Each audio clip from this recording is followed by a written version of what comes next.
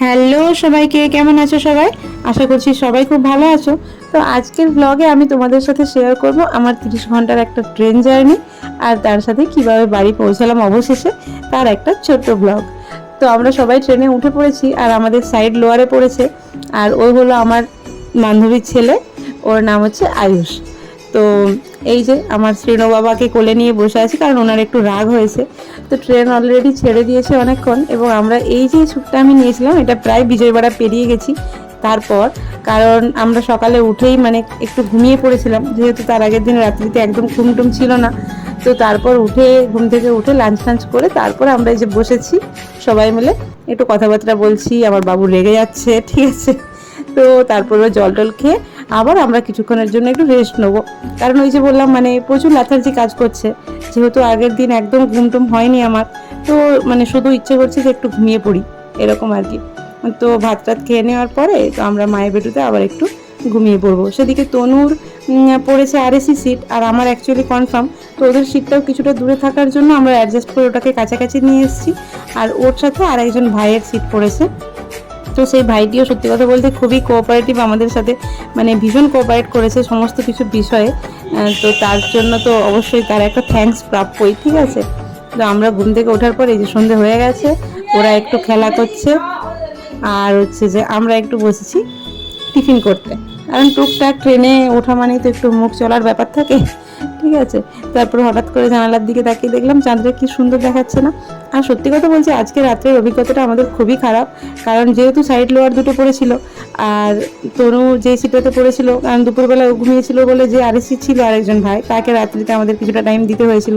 তো তারপর আমরা কিছুটা অ্যাডজাস্ট করে ওই সাইড লোয়ার থেকে এই দিকের যে বড় বড় সিটগুলো হয়, কারণ সেকেন্ড টায়ারের যে এইদিকে 4টে সিট থাকে সেই সিটগুলো একটু বড় হয় না, তো সেই জন্য আমাদের বাচ্চা নিয়ে সুবিধা হবে বলে আমরা এইদিকের সিটে ট্রান্সফার হয়ে গেছিলাম রাত্রিতে।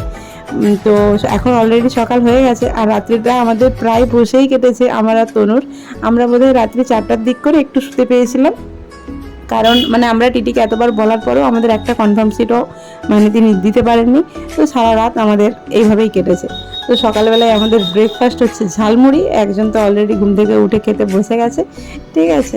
আর হঠাৎ করে যখন আমরা মানে জলেশ্বর ঢুকছিলাম, তারপর যখন একটা জায়গাতে আমাদের ট্রেনটা কিছুক্ষণের জন্য ওয়েট করছিল, তো তখন বন্দে ভারত ওখান দিয়ে পাস করছিল।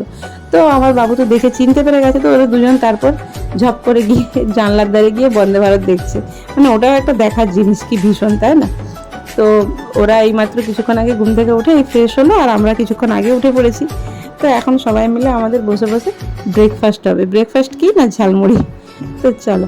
আর সত্যি কথা বলতে এই ট্রেন জার্নিটা মানে কালকের রাত্রের অভিজ্ঞতাটুকু বাদ দিলে, ঠিক আছে, মোটামুটি ভালোই ছিল। আর সত্যি কথা বলতে যেহেতু দেশ যাওয়ার একটা এক্সাইটমেন্ট কাজ করছে, তাই এই খারাপ লাগাটা অত কিছু মনে হচ্ছে না। তো আমরা সবাই ব্রেকফাস্ট করে নিয়ে এই যে বসে আছি। তনু আবার একটু ঘুমিয়ে পড়েছে, কারণ ওর নামবে সাঁতরাগাছিতে আর আমি নামবো খড়গপুরে। আর ট্রেন প্রায় আমাদের 1.5 ঘন্টা মতো লেট হয়ে গেছিলো। তো সেই জন্য আমি তারপর হঠাৎ করে একটু বাইরের দিকে এলাম, কারণ এত সুন্দর লাগছিল দেখতে।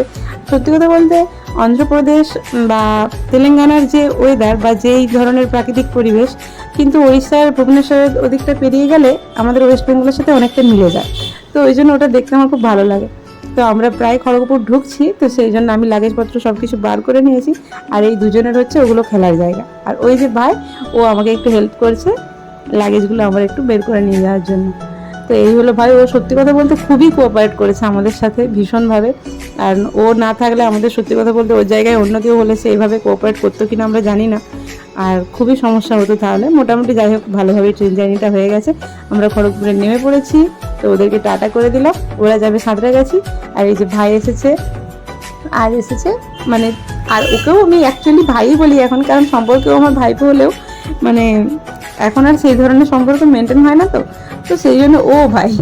তো আমরা লিফটের জন্য ওয়েট করছিলাম, কারণ লাগেজগুলো সত্যি কথা বলতে এত ভারী, ওগুলো নিয়ে সিঁড়ি বেয়ে ওঠা মানে একটু কষ্টকর আর কি। তো সেই জন্য লিফটে উঠে তারপর আমরা গাড়ির কাছে এলাম, এবং অবশেষে গাড়িতে উঠলাম। আর একজন তো বাড়ি যাওয়ার আনন্দে অলরেডি ডান্স করতে শুরু করে দিয়েছে, ঠিক আছে। তো আমার অ্যাকচুয়ালি মনে হয় যে খড়গপুর থেকে বাড়ি আসার যে জার্নিটা, ওটাতে আমাদের প্রায় 1 ঘন্টার কাছাকাছি বা 1 ঘন্টা 10-15 মিনিট টাইম লাগে। এত সারাক্ষণ মানে 30 ঘন্টা ট্রেন জার্নি করে আসার পরেও এই টাইমটা যেন আমার বেশি কষ্ট হয়, মনে হয় এখনো এলো না, এখনো এলো না, এরকম ধরনের একটা ব্যাপার হয়। তো একদম প্রায় আমাদের গ্রামে ঢুকেই পড়েছি। আর এই দৃশ্যগুলো দেখলেই আমার এত ভালো লাগে, সত্যি বলছি, মনে হয় যেন উফ কি শান্তি। আর একজন তো মামার কাছে বসেছে আর সমানে আমাকে জ্বালিয়ে যাচ্ছে। আর এই হলো আমাদের বাজার, ঠিক আছে। আর এই বাজারটা পেরিয়ে আর একটু যাওয়ার পরেই আমাদের বাড়ি। তো অবশেষে আলটিমেটলি বাড়ি পৌঁছালাম, ঠিক আছে। এই হলো আমাদের বাড়ি, এখানেই আমরা থামবো, ঠিক আছে। আর একজন তো অলরেডি গাড়ি থেকে নামা মাত্রই ঘরে ছুটেছে, ঠিক আছে, তার ঠাম্মিকে ডেকে নিয়ে এসছে। আর আমি আসবো বলে আমার বাবাও এখানে এসে ওয়েট করছিল আমার জন্য, তো বাবাও বেরিয়ে এসছে। কি খুশি, তাই না? আসলে সত্যি বলছি, এতদিন পর বাড়ি এসে এত শান্তি লাগছে না, মানে বলে প্রকাশ করতে পারবো না। তো চলো আমরা এবার একটু ফ্রেশ হয়ে নিই। একজন তো অলরেডি স্নান টান করে গাড়ি ফাড়ি নিয়ে বসে পড়েছে, আমিও স্নান করে চলে এসেছি। তো এখন আমরা একটু খাওয়া দাওয়া করবো। তো আজকের মতো এই মিনি ব্লগটা এখানেই শেষ করছি। তোমরা সবাই ভালো থেকো, আর আবার দেখা হবে পরের ভিডিওতে। Bye bye.